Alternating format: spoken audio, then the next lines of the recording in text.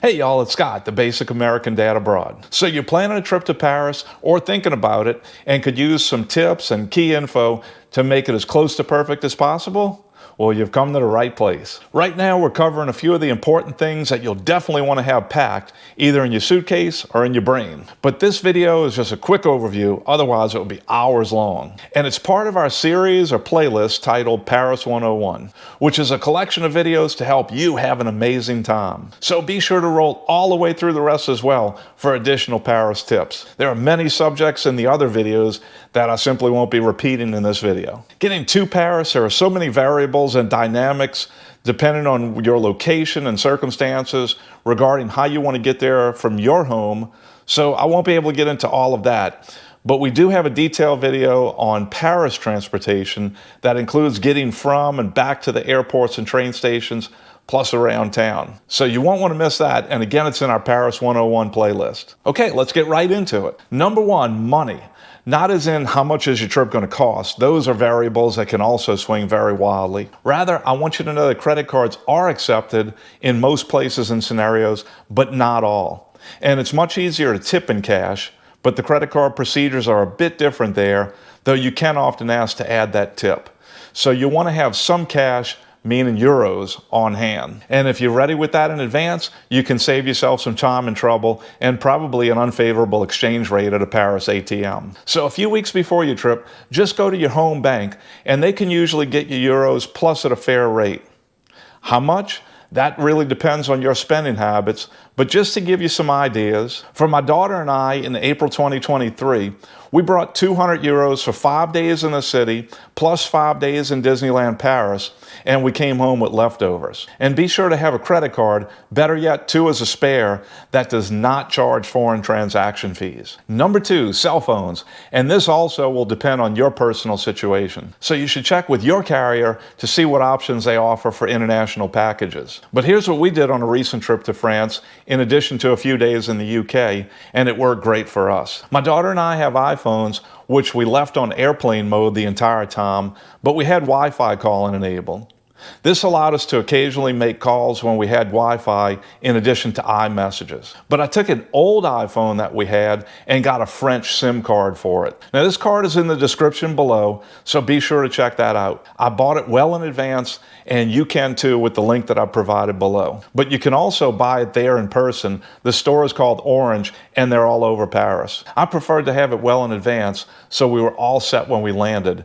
And when we hit the ground, I just followed the simple instructions. Be sure to not have it turned on until you arrive in France. Otherwise, it'll cause you lots of problems. So for our whole trip, we not only had a working French phone, but we also had plenty data, which we could hotspot to our regular phones if we were away from our hotel's Wi-Fi. And that Orange SIM card gives you not only reliable service within Paris and France, but throughout the EU and the UK. Again, you can check in the link I've provided below for more details. At the risk of belaboring the cell phone point, something else important to consider is that you'll need data on the go for most of your mapping or search apps. And be sure to download the Metro app in advance.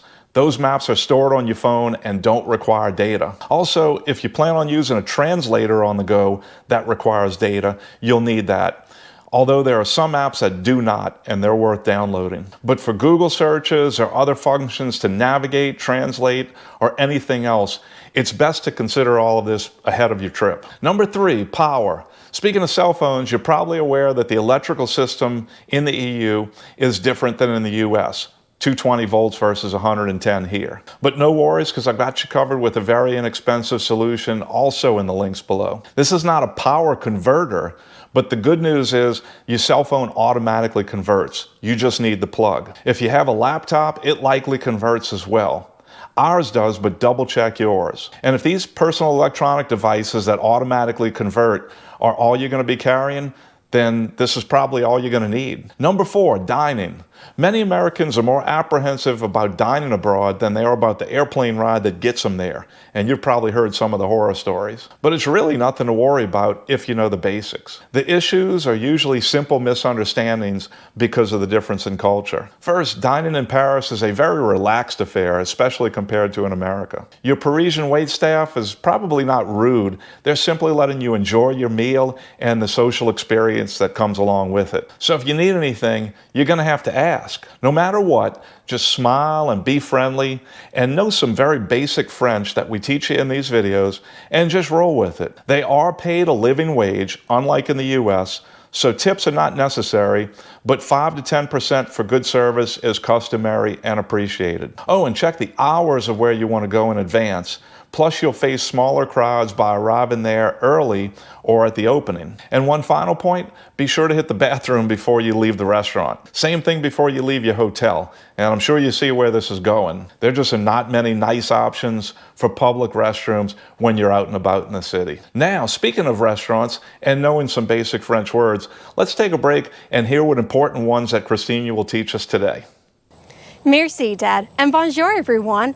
In each of our Paris videos, I would like to teach you a key word or phrase that will really help you during your stay in France. This time, on the subject of restaurants, we'll begin with je voudrais, which is the polite way to ask for what you're ordering. Je voudrais, combined with a simple bonjour and s'il vous plaît, shows respect, which will go a long way toward a pleasurable experience. And for your drink, if it's tap water that you would like, that is un carafe d'eau. It will arrive in perhaps a bottle or jug, which you can then use to refill your glass as you please. When you're finally ready for your bill and you have their attention, just ask for l'addition. Even better if you throw in a s'il vous plaît for respectful courtesy. Excusez-moi, l'addition s'il vous plaît. My segment and some of our other Paris videos go into more details on these words if you would like to learn more.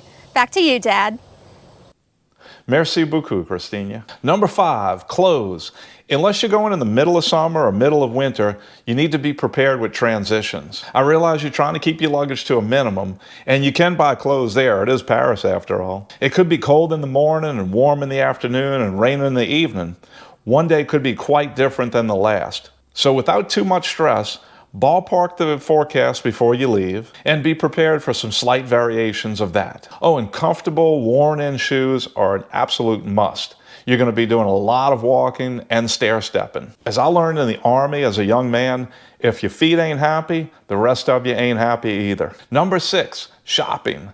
Now, you may be disappointed or you may be relieved, but I don't recall seeing a Walmart in Paris. There are plenty of retail merchants, of course, and the closest thing you're going to find to a one-stop shop is probably a Monoprix, and there are many around town. So you can get toiletries there to avoid the whole TSA liquid thing. But what we consider over-the-counter medicines, such as aspirin or cough syrup, are not found in typical retail stores there. For things like that and other medicine products, you'll need to visit a pharmacy, which are marked by a glowing green cross sign. Pharmacies are plentiful around town, but not all are open early morning or in the evenings or on a Sunday. For minor ailments, unlike in much of the US, a pharmacist will be able to diagnose as well as offering you some treatments. My daughter had developed an ear infection in Paris, and the pharmacist was able to help out a lot. So just know that there are some minor cultural differences in this regard as well. But smile and be friendly wherever you go, and they'll gladly help you. Number 7,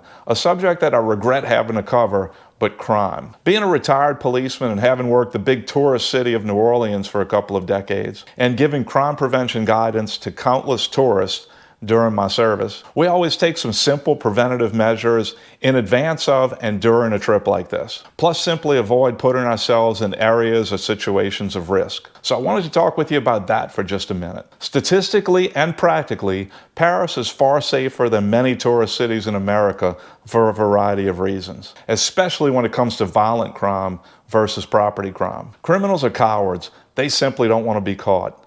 And like electricity, they're going to take the path of least resistance. So often, all you need to do is make yourself a hard target. As in any tourist city, overall, you're best staying where the crowds are.